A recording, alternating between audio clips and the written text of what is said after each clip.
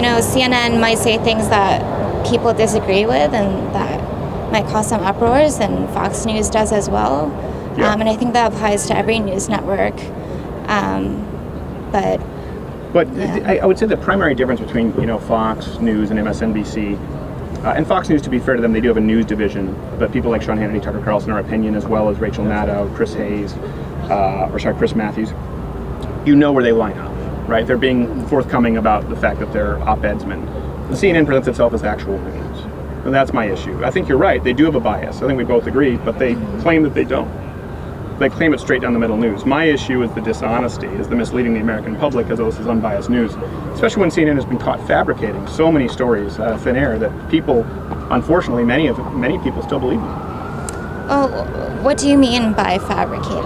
Can you provide a Yeah, make them up. Like most of the Russia stories, right? Like, for example, the Donald Trump peeing on prostitutes, made up. The idea that Donald Trump got information from WikiLeaks beforehand, I don't know if you still believe that, made up. They had to retract it. The idea that Donald Trump knew about the Trump Tower meetings beforehand, they said it an anonymous source, and then said Lonnie Davis declined to comment. The source was Lonnie Davis. The idea that, they called Donald Trump a liar when he said James Comey told him he wasn't under investigation. Turns out James Comey said that 3 times.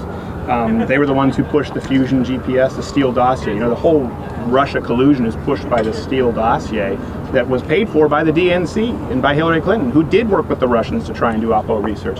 So time after time after time, of course now it's been proven that he didn't collude with the Russians, but you have 48% of Americans who do, and an even greater percentage of Americans who believe a lot of these verifiably false stories that came exclusively from CNN. That's my issue. I don't have an issue with someone going up there saying, hey, I have an opinion, I don't like the president. I have an issue with people claiming that they're journalists, but lying to mislead the American public. Well, I think when those reports happened, a lot of the information available was ambiguous. So people were reporting on things that were biased, and that I think that applies again to all networks. But I don't think it was necessarily libel or slander, because there wasn't enough evidence at the time. So in many cases, the evidence came exclusively from CNN and was proven to be false. That's my issue. CNN and BuzzFeed, worst offender, but we don't need to get into BuzzFeed. No one really cares about them anyway. But they work together quite a bit. Collude, that's a very popular term these days. So when CNN is the source that is amplified then by Washington Post, and it's verifiably false, and they have to retract it, but the damage is done, that's happened so many times. And I can understand getting stories wrong, right? That happens. Everybody gets stories wrong.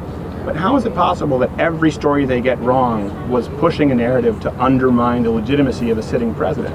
Wouldn't they occasionally get it wrong going the other way, right? Well, collusion is a pretty serious thing. Sure. And I know that these news networks... It's just as serious when Hillary Clinton did it. And they never talked about it. Yeah, well, it's just as serious no matter who's doing it, right? No matter what party is doing it. But they knew that Fusion GPS, the dossier, was paid for by DNC and Hillary Clinton. They knew that. And they tried it. They knew that Hillary Clinton went to opposition to try and do Oppo research. They knew that, and they obfuscated that, right? It's serious if anyone does it. So why is it always in one direction when these fabricated stories with their sources who are anonymous and exclusive to CNN always line up to paint Donald Trump to be an illegitimate president? That's my issue. Well, I don't think that they purposefully are presenting false statements. I think that when they reported on those things, they believed that those things were happening. And again, some of these things are still developing. So if someone reports something one day and then there's new evidence another day, that doesn't mean that that was a false narrative. It just means that there most likely is bias involved, but they were working off an ambiguous situation. And everybody knows that, especially with higher office politics, there are back office things. But you don't think there's a pattern with CNN of being far left and obfuscating?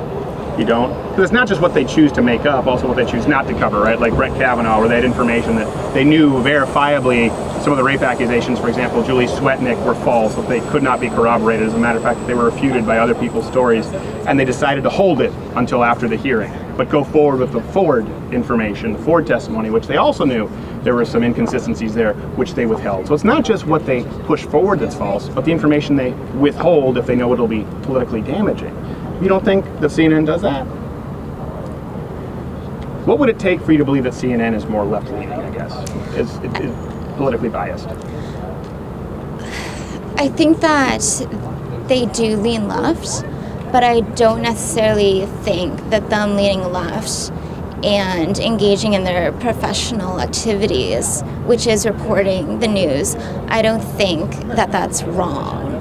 And the reason why I don't think that's wrong is because whether or not you love left-leaning media or you hate left-leaning media, it's the freedom of speech. I support, of course, freedom of speech and freedom of the press, and I assume that you do too across the board. Any speech, on campus, everywhere, right? Definitely. Which I appreciate, because many people on the left don't. CNN doesn't support freedom of speech, certainly if you look at Turner. No, they don't. They've tried to shut down our channel multiple times, not only for false copyright, but for speech issues that they find offensive. So does NBC. So I appreciate that you support... Hello. I appreciate that you support freedom of speech, but you said you do think CNN leans left, and that they're doing their job presenting the news. Well, let me ask you this. Fox News is pretty straightforward about everyone knows they're conservative. MSNBC is very straightforward that they're left. Would you say CNN is straightforward that they're left? Because you just admitted they are. Do you think they're forthcoming about their leftist bias? Or do they present themselves as mainstream, down-the-line news?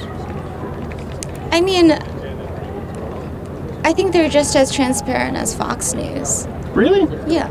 You think CNN markets itself as a left-wing news source? Well, the reason why I think Fox News markets itself as a right-leaning Because of the news only network. one. But yeah, because they're such a minority. Right. So I think it's a marketing tactic. And I think that everybody knows that the media and CNN are left-leaning. And so I don't think it's something that they feel the need to highlight because it's just commonplace. When like Chris Cuomo goes out and says, no, I'm just getting to the facts, I'm a journalist, where we know that's not the case, or like a Don Lemon.